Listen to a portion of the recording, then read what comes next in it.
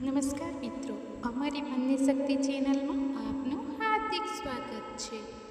આજે આપણે પિતૃઓને સદગતિ આપતી ઇન્દ્ર એકાદશી વિશે જાણીશું. રાજા ઇન્દ્રે ભાદરવા વદ એકાદશીનું વ્રત કરીને વિષ્ણુ ભગવાનને પ્રસન્ન કર્યા હતા. આ વ્રતના પ્રભાવે તેમના માતા પિતાનો મોક્ષ થયો હતો. એની યાદ અપાવતી એકાદશી ઇન્દ્ર કે ઇન્દિરા એકાદશી તરીકે ઓળખાય છે.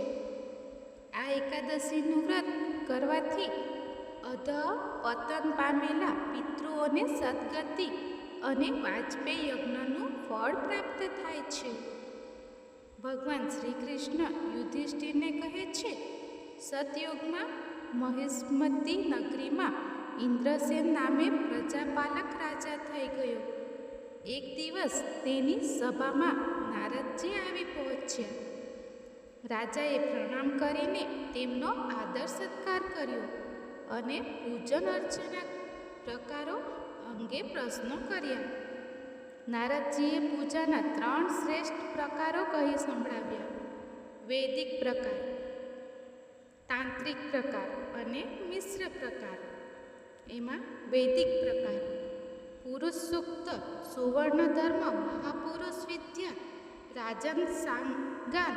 વ્રત વિધિમાં પ્રથમ પુષ્પાંજલિથી પ્રારંભ, અભિષેક, ગંધ, પુષ્પ અને નૈવેદ્યથી પંચોપચાર, દશોપચાર, ષોડશોપચાર, શંખોદક, અતોદેવા મંત્રથી વરુણ મંત્રો, નારાયણ સૂક્ત બાદ ધૂપ દીપ, ત્યાર પછી ઉત્તર પુષ્પાંજલિ અને ધ્યાન, પછી વિસર્જન મંત્રો.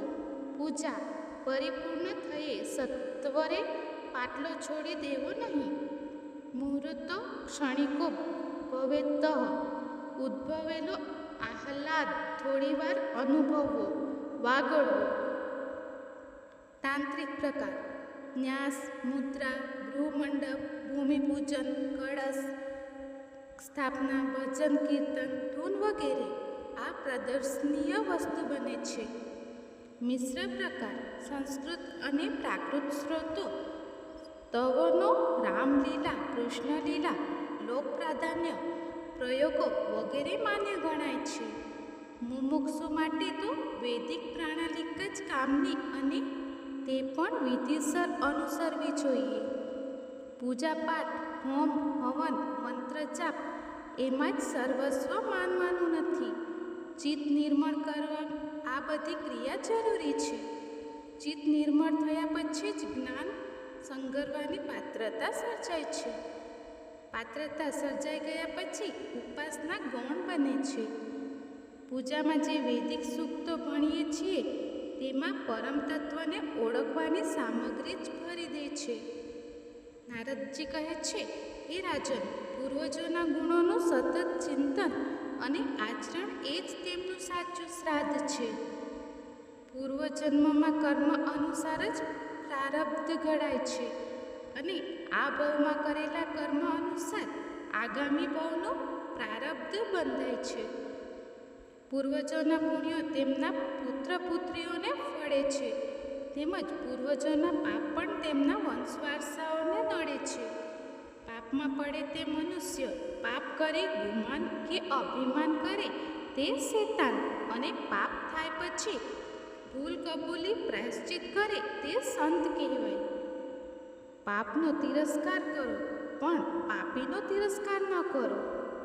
નારદજી આગળ કહે છે, હે ઇન્દ્રસેન, પાય પ્રત્યે તિરસ્કાર કે ધિક્કાર એ જ ગમે ત્યારે પાપનો નાશ કરનારું તીક્ષ્ણ શસ્ત્ર બને છે.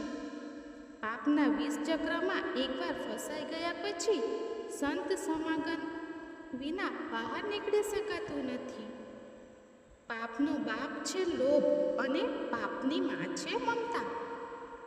અંતઃકરણમાં પાપી વિચાર ઉગે કે તરત જ ડામી દો, જરાય વિલંબ ન કરો. પ્રાપ્તનો અસંતોષ અને અપ્રાપ્તને પ્રાપ્ત કરવાની આકાંક્ષા કે ઝંખના આ એક એવી ઘેલસા ગણાય છે. આ ઘેલસા જ માનવ જીવનમાં અસંતોષની આગ પેટાવ્યા કરે છે. તેનું નિવારણ સંતોષ વૃત્તિ કેળવવામાં જ છે. જે પાપ કરે એને જ બીક હોય છે. પાપ કર્યું નથી એને યમરાજની પણ બીક લાગતી નથી. પાપ તો પડછાયાની માફક માણસની સાથે જ ચાલતું રહે છે. તેનો બદલો વહેલો કે મોડો મળ્યા વગર રહેતો નથી. પડછાયાની માફક પાપી પાછળ પાપની સજા ચાલી જ આવતી હોય છે. પણ પાપનો અંત અહિંસા, સંયમ અને તપ છે, વ્રત છે. ઇન્દ્રસેનને નારદજી ઇન્દ્ર એકાદશીનું વ્રત કઈ રીતે કરવું એની વિધિ સમજાવે છે. આ એકાદશીના દિવસે પ્રાતઃકાળે ઉઠી જળાશયે જઈ સ્નાન કરવું. દુર્ગતિ પામેલા પિતૃઓને સદગતિ મળે તે માટે તથા પિતૃઓની તૃપ્તિ માટે શ્રાદ્ધ કરવું. આગલા દિવસે એક ટાણું ભોજન કરીને રાત્રે જમીન પર શયન કરવું. પછી દ્રઢ સંકલ્પ કરવો કે હું એકાદશીનો ઉપવાસ કરીશ. ત્યાર પછી વિધિપૂર્વક શ્રાદ્ધ કરીને બ્રાહ્મણોને જમાડી દાન દક્ષિણા આપવા. જે રસોઈ વધી હોય તે ગૌ માતાને ખવડાવવી. રાત્રે જાગરણ કરવું. દ્વાદશીના દિવસે સવારે શ્રી હરિનું પૂજન અર્ચન ઉપરોક્ત વિધિ અનુસાર કરવું. આ પ્રમાણે ઉપદેશ આપીને નારદ મુનિ અંતર્ધ્યાન થઈ ગયા. રાજાએ તેમના આદેશ અનુસાર ઇન્દ્ર એકાદશીનું વ્રત કર્યું. આથી ઇન્દ્રસેન રાજાએ નિર્વિઘ્નપણે રાજ્ય કર્યું અને પિતૃઓને સદગતિ પ્રાપ્ત થઈ. દર્શક મિત્રો, જો તમને આ વિડીયો પસંદ આવ્યો હોય તો વિડીયોને લાઈક કરી શેર જરૂર કરજો અને અમારી ચેનલ પર નવા હો તો ચેનલને સબસ્ક્રાઈબ કરી દેજો. ધન્યવાદ મિત્રો.